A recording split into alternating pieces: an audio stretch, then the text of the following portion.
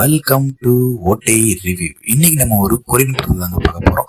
அந்த படத்தோட பெயர் வால் டு வால். இந்த படம் 2025 ரிலீஸ் ஆயிருக்கு.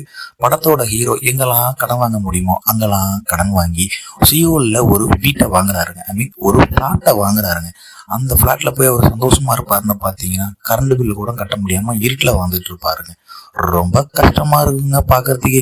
நீங்க எல்லாம் பிளாட்ல தங்கிருக்கீங்கன்னா இந்த படத்தை கண்டிப்பா பார்த்தோம். அந்த பிளாட்ல டொக்கு டொக்கு டொக்கு டொக்குன்னு ஒரு இடத்துல சவுண்டு வந்துகிட்டே இருக்குங்க. ஏன் வருது, எங்க வருதுங்கிறத ஹீரோ எல்லா பிளாட்லயும் போய் சண்டை பிடிக்கிறாரு. ஆனா கட்சி வரைக்கும் படத்தை ஒரு ட்விஸ்டாவே கொண்டு போயிருப்பாங்க. கடைசி கிளைமேக்ஸ்ல பாத்தீங்கன்னா ஏன் அந்த சவுண்டு வந்துச்சு, எதனால வந்துச்சு அப்படின்னு பாத்தீங்கன்னா அந்த பிளாட் எப்படி கட்டினாங்க, எந்த தரத்தோட கட்டினாங்க அப்படிங்கிறத ஒரு நல்ல கதையம்சத்தோட சொல்லியிருப்பாங்க. இந்த படம் நெட்ஃபிளிக்ஸ்ல உங்களுக்கு தமிழ்லயே அவைலபிளா இருக்கு.